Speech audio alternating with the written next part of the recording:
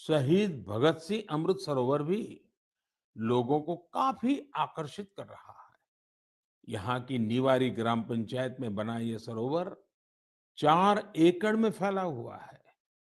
सरोवर के किनारे हुआ वृक्षारोपण इसकी शोभा को बढ़ा रहा है। सरोवर के पास लगे 35 फीट ऊंचे तिरंगे को देखने के लिए भी दूर दूर से लोग आ रहे हैं। अमृत सरोवर का ये अभियान कर्नाटका में भी जोरों पर चल रहा है। यहाँ के बागलकोट जिले के बिल्केरूर गांव में लोगों ने बहुत सुंदर अमृत सरोवर बनाया है। दरअसल इस क्षेत्र में पहाड़ से निकले पानी की वजह से लोगों को बहुत मुश्किल होती थी। किसानों और उनकी फसलों को भी नुकसान पहुंचता था। अमृत सरोवर बनाने के लिए गांव के लोग सारा पानी चैनलाइज करके एक तरफ ले आए। इससे इलाके में बाढ़ की समस्या भी दूर हो गई। अमृत सरोवर अभियान हमारी आज की अनेक समस्याओं का समाधान तो करता ही है, हमारी आने वाली पीढ़ियों के लिए भी उतना ही आवश्यक है। इस अभियान के तहत कई जगहों पर पुराने जलाशयों का भी कायाकल्प किया जा रहा है। अमृत सरोवर का उपयोग पशुओं की प्यास बुझाने के साथ ही खेती किसानी के लिए भी हो रहा है। इन तालाबों की वजह से आसपास के क्षेत्रों का ग्राउंड वाटर टेबल बढ़ा है। वहीं इनके चारों ओर हरियाली भी बढ़ रही है। इतना ही नहीं, कई जगह लोग अमृत सरोवर में मछली पालन की तैयारियों में भी जुटे हैं। मेरा आप सभी से और खासकर मेरे युवा साथियों से आग्रह है कि आप अमृत सरोवर अभियान में बढ़ चढ़ करके हिस्सा लें और जल संचय और जल संरक्षण के इन प्रयासों को पूरी से पूरी ताकत दें, उसको आगे बढ़ाएं। मेरे प्यारे देशवासियों, असम के बोंगाई गांव में एक दिलचस्प परियोजना चलाई जा रही है, प्रोजेक्ट संपूर्णा। इस प्रोजेक्ट का मकसद है कुपोषण के खिलाफ लड़ाई, और इस लड़ाई का तरीका भी बहुत यूनिक है। इसके तहत किसी आंगनवाड़ी केंद्र के एक स्वस्थ बच्चे की मां एक कुपोषित बच्चे की मां से हर सप्ताह मिलती है और पोषण से संबंधित सारी जानकारियों पर चर्चा करती है। यानी एक मां दूसरी मां की मित्र बन उसकी मदद करती है, उसे सीख देती है। इस प्रोजेक्ट की मदद से इस क्षेत्र में एक साल में 90% से ज्यादा बच्चों में कुपोषण दूर हुआ है। आप कल्पना कर सकते हैं, क्या कुपोषण दूर करने में गीत संगीत और भजन का भी इस्तेमाल हो सकता है? मध्य प्रदेश के दतिया जिले में मेरा बच्चा अभियान, इस मेरा बच्चा अभियान में इसका सफलतापूर्वक प्रयोग किया गया। इसके तहत जिले में भजन कीर्तन आयोजित हुए, जिसमें पोषण गुरु कहलाने वाले शिक्षकों को बुलाया गया। एक मटका कार्यक्रम भी हुआ। इसमें महिलाएं आंगनवाड़ी केंद्र के लिए मुट्ठी भर अनाज लेकर आती हैं और इसी अनाज से शनिवार को बाल भोज का आयोजन होता है। इससे आंगनवाड़ी केंद्रों में बच्चों की उपस्थिति बढ़ने के साथ ही कुपोषण भी कम हुआ है। कुपोषण के प्रति जागरूकता बढ़ाने के लिए एक यूनिक अभियान झारखंड में भी चल रहा है। झारखंड के गिरिडीह में सांप सीढ़ी का एक गेम तैयार किया गया है। खेल खेल में बच्चे अच्छी और खराब आदतों के बारे में सीखते हैं। साथियों, कुपोषण से जुड़े इतने सारे अभिनव प्रयोगों के बारे में मैं आपको इसलिए बता रहा हूं क्योंकि हम सबको भी आने वाले महीने में इस अभियान से जुड़ना है। सितंबर का महीना त्योहारों के साथ साथ पोषण से जुड़े बड़े अभियान को भी समर्पित है। हम हर साल 1 से 30 सितंबर के बीच पोषण माह मनाते हैं। कुपोषण के खिलाफ पूरे देश में अनेक क्रिएटिव और डाइवर्स एफर्ट्स किए जा रहे हैं। टेक्नोलॉजी का बेहतर इस्तेमाल और जन भागीदारी भी पोषण अभियान का महत्वपूर्ण हिस्सा बना है। देश में लाखों आंगनवाड़ी कार्यकर्ताओं को मोबाइल डिवाइस देने से लेकर आंगनवाड़ी सेवाओं की पहुंच को मॉनिटर करने के लिए पोषण ट्रैकर भी लॉन्च किया गया है। सभी एस्पिरेशनल डिस्ट्रिक्ट्स और नॉर्थ ईस्ट के राज्यों में 14 से 18 साल की बेटियों को भी पोषण अभियान के दायरे में लाया गया है। कुपोषण की समस्या का निराकरण इन कदमों तक ही सीमित नहीं है। इस लड़ाई में दूसरी कई और पहल की भी अहम भूमिका है। उदाहरण के तौर पर जल जीवन मिशन को ही ले, तो भारत को कुपोषण मुक्त कराने में इस मिशन का भी बहुत बड़ा असर होने वाला है। कुपोषण की चुनौतियों से निपटने में सामाजिक जागरूकता से जुड़े प्रयास महत्वपूर्ण भूमिका निभाते हैं। मैं आप सभी से आग्रह करूंगा कि आप आने वाले पोषण माह में कुपोषण या मालन्यूट्रिशन को दूर करने के प्रयासों में हिस्सा जरूर लें। मेरे प्यारे देशवासियों, चेन्नई से श्रीदेवी वरदराजन जी ने मुझे एक रिमाइंडर भेजा है। उन्होंने माय गॉव पर अपनी बात कुछ इस प्रकार से लिखी है। नए साल के आने में अब 5 महीने से भी कम समय बचा है और हम सब जानते हैं कि आने वाला नया साल इंटरनेशनल ईयर ऑफ मिलेट्स के तौर पर मनाया जाएगा। उन्होंने मुझे देश का एक मिलेट मैप भी भेजा है। साथ ही पूछा है कि क्या आप मन की बात में आने वाले एपिसोड में इस पर चर्चा कर सकते हैं। मुझे अपने देशवासियों में इस तरह के जज्बे को देखकर बहुत ही आनंद की अनुभूति होती है। आपको याद होगा कि यूनाइटेड नेशंस ने एक प्रस्ताव पारित कर वर्ष 2023 को इंटरनेशनल ईयर ऑफ मिलेट्स घोषित किया है। आपको ये जानकर भी बहुत खुशी होगी कि भारत के इस प्रस्ताव को 70 से ज्यादा देशों का समर्थन मिला था। आज दुनिया भर में इसी मोटे अनाज का, मिलेट्स का क्रेज बढ़ता जा रहा है। साथियों, जब मैं मोटे अनाज की बात करता हूँ, तो मेरे एक प्रयास को भी मैं आज आपको शेयर करना चाहता हूँ। पिछले कुछ समय से भारत में कोई भी जब विदेशी मेहमान आते हैं, राष्ट्राध्यक्ष भारत आते हैं, तो मेरी कोशिश रहती है कि भोजन में भारत के मिलेट्स यानी हमारे मोटे अनाज से बनी हुई डिशेस बनवाऊं। और अनुभव यह आया है, इन महानुभावों को यह डिशेज बहुत पसंद आती है और हमारे मोटे अनाज के संबंध में, मिलेट्स के संबंध में काफी कुछ जानकारियां एकत्र करने का वो प्रयास भी करते हैं। मिलेट्स, मोटे अनाज प्राचीन काल से ही हमारे एग्रीकल्चर, कल्चर और सिविलाइजेशन का हिस्सा रहे हैं। हमारे वेदों में मिलेट्स का उल्लेख मिलता है और इसी तरह पुराणनुरु और तोल्काप्पियम में भी इसके बारे में बताया गया है। आप देश के किसी भी हिस्से में जाएं, आपको वहां लोगों के खान-पान में अलग-अलग तरह के मिलेट्स जरूर देखने को मिलेंगे। हमारी संस्कृति की तरह मिलेट्स में भी बहुत विविधताएं पाई जाती हैं। ज्वार, बाजरा, रागी, सावा, कंगनी, चीना, कोदो, कुटकी, कुट्टू, ये सब मिलेट्स ही तो है। भारत विश्व में मिलेट्स का सबसे बड़ा उत्पादक देश है। इसलिए इस पहल को सफल बनाने की बड़ी जिम्मेदारी भी हम भारतवासियों के कंधे पर ही है।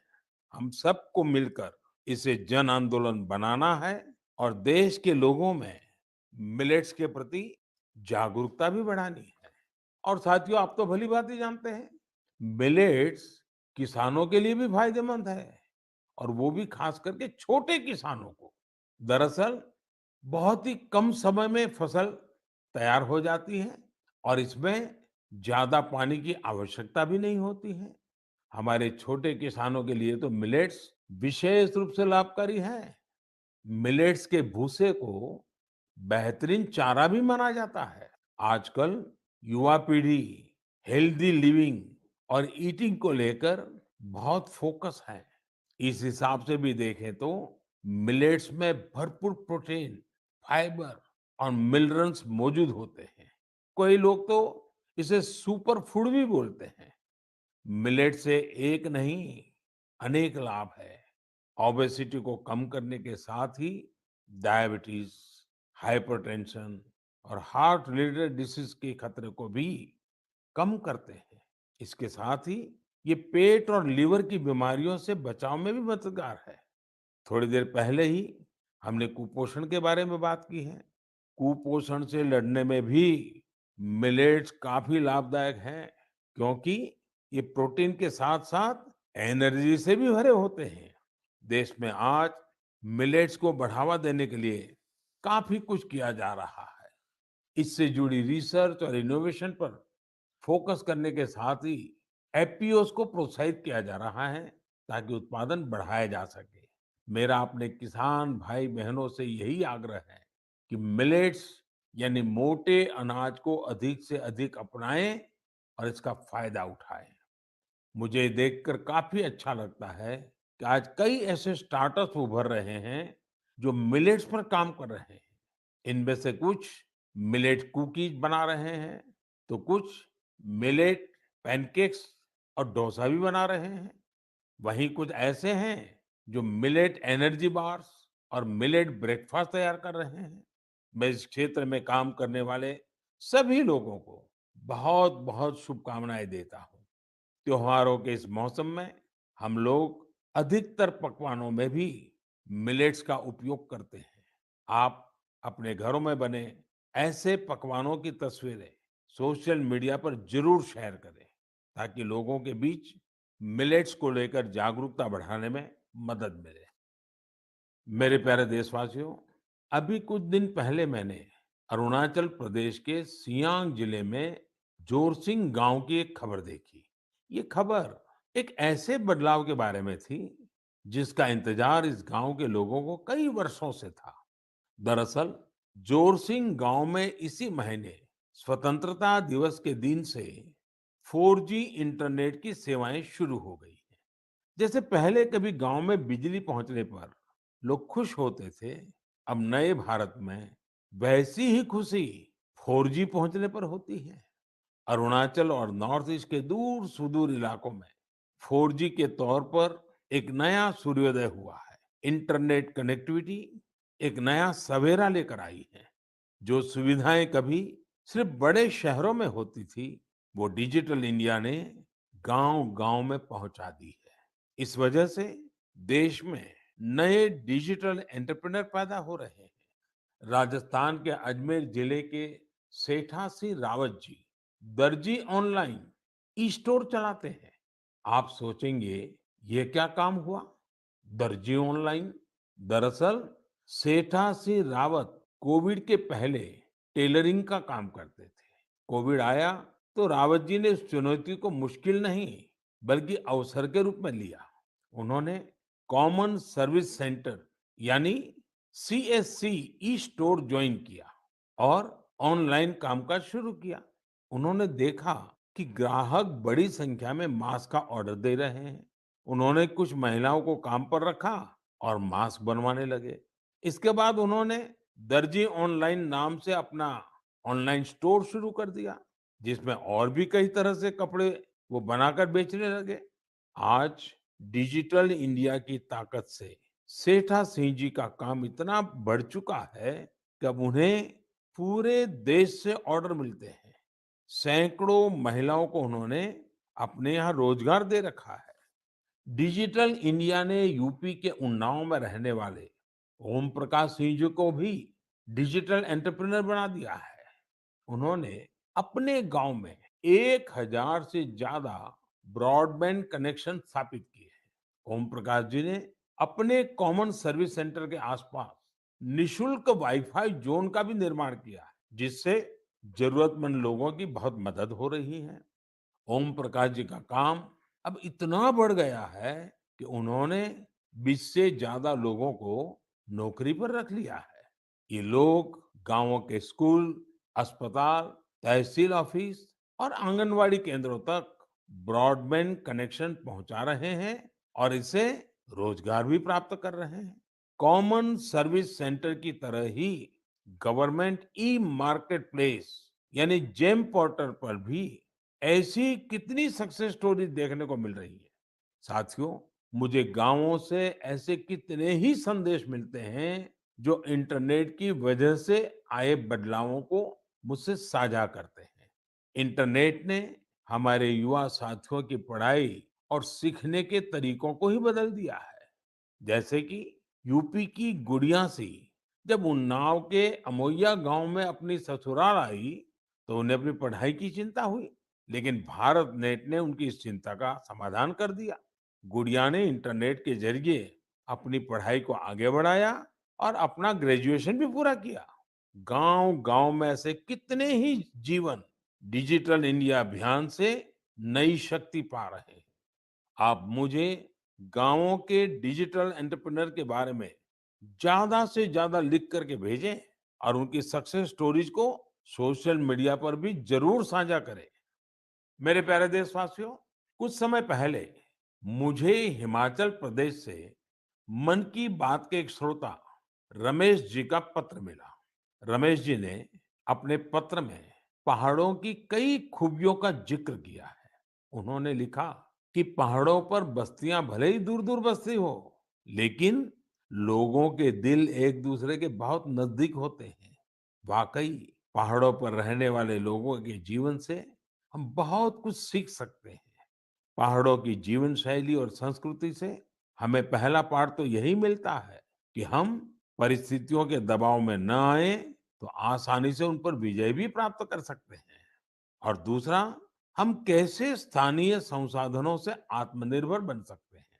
जिस पहली सीख का जिक्र मैंने किया, उसका एक सुंदर चित्र इन दिनों स्पीति क्षेत्र में देखने को मिल रहा है। स्पीति एक जनजातीय क्षेत्र है। यहाँ इन दिनों मटर तोड़ने का काम चलता है। पहाड़ी खेतों पर ये एक मेहनत भरा और मुश्किल काम होता है, लेकिन यहाँ गांव की महिलाएं इकट्ठा होकर एक साथ मिलकर एक दूसरे के खेतों से मटर तोड़ती हैं। इस काम के साथ साथ महिलाएं स्थानीय गीत छपरा माझी छपरा ये भी गाती हैं। यानी यहाँ आपसी सहयोग भी लोक परंपरा का एक हिस्सा है। स्पीति में स्थानीय संसाधनों के सदुपयोग का भी बेहतरीन उदाहरण मिलता है। स्पीति में किसान जो गाय पालते हैं, उनके गोबर को सुखाकर बोरियों में भर लेते हैं। जब सर्दियां आती हैं, तो इन बोरियों को गाय के रहने की जगह में, जिसे यहाँ खुड कहते हैं, उसमें बिछा दिया जाता है। बर्फबारी के बीच ये बोरियां गायों को ठंड से सुरक्षा देती हैं। सर्दियां जाने के बाद यही गोबर खेतों में खाद के रूप में इस्तेमाल किया जाता है। यानी पशुओं के वेस्ट से ही उनकी सुरक्षा भी और खेतों के लिए खाद भी। खेती की लागत भी कम और खेत में उपज भी ज्यादा। इसलिए तो एक क्षेत्र इन दिनों प्राकृतिक खेती के लिए भी एक प्रेरणा बन रहा है। साथियों, इसी तरह के कई सराहनीय प्रयास हमारे एक और पहाड़ी राज्य उत्तराखंड में भी देखने को मिल रहे हैं। उत्तराखंड में कई प्रकार के औषधि और वनस्पतियां पाई जाती हैं, जो हमारे सेहत के लिए बहुत फायदेमंद होती है। उन्हीं में से एक फल है बेडू। इसे हिमालयन फिग के नाम से भी जाना जाता है। इस फल में खनिज और विटामिन भरपूर मात्रा में पाए जाते हैं। लोग फल के रूप में तो इसका सेवन करते ही हैं, साथ ही कई बीमारियों के इलाज में भी इसका उपयोग होता है। इस फल की इन्हीं खूबियों को देखते हुए अब बेडू के जूस, इससे बने जैम, चटनी, अचार और इन्हें सुखाकर तैयार किए गए ड्राई फ्रूट को बाजार में उतारा गया है। पिथौरागढ़ प्रशासन की पहल और स्थानीय लोगों के सहयोग से बेडू को बाजार तक अलग-अलग रूपों में पहुंचाने में सफलता मिली है। बेडू को पहाड़ी अंजीर के नाम से ब्रांडिंग करके ऑनलाइन मार्केट में भी उतारा गया है। इससे किसानों को आय का नया स्रोत तो मिला ही है, साथ ही बेडू के औषधीय गुणों का फायदा दूर दूर तक पहुंचने लगा है। मेरे प्यारे देशवासियों, मन की बात में आज शुरुआत में हमने आजादी के अमृत महोत्सव के बारे में बात की है। स्वतंत्रता दिवस के एक महान पर्व के साथ साथ आने वाले दिनों में और भी कई पर्व आने वाले हैं। अभी कुछ दिन बाद ही भगवान गणेश की आराधना का पर्व गणेश चतुर्थी है। गणेश चतुर्थी यानी गणपति बप्पा के आशीर्वाद का पर्व। गणेश चतुर्थी के पहले ओणम का पर्व भी शुरू हो रहा है। विशेष रूप से केरला में ओणम शांति और समृद्धि की भावना के साथ मनाया जाएगा। 30 अगस्त को हरतालिका तीज भी है। ओडिशा में 1 सितंबर को नुआखाई का पर्व भी मनाया जाएगा। नुआखाई का मतलब ही होता है नया खाना। यानी ये भी दूसरे कई पर्वों की तरह ही हमारी कृषि परंपरा से जुड़ा त्योहार है। इसी बीच जैन समाज का संवत्सरी पर्व भी होगा। हमारे ये सभी पर्व हमारी सांस्कृतिक समृद्धि और जीवंतता के पर्याय हैं। मैं आप सभी को इन त्योहारों और विशेष अवसरों के लिए शुभकामनाएं देता हूं। इन पर्वों के साथ साथ कल 29 अगस्त को मेजर ध्यानचंद जी की जन्म जयंती पर राष्ट्रीय खेल दिवस भी मनाया जाएगा। हमारे युवा खिलाड़ी वैश्विक मंचों पर हमारे तिरंगे की शान बढ़ाते रहें, यही हमारी ध्यानचंद जी के प्रति श्रद्धांजलि होगी। देश के लिए हम सभी मिलकर ऐसे ही काम करते रहें, देश का मान बढ़ाते रहें। इसी कामना के साथ मैं अपनी बात समाप्त करता हूं। अगले माह एक बार फिर आपसे मन की बात होगी।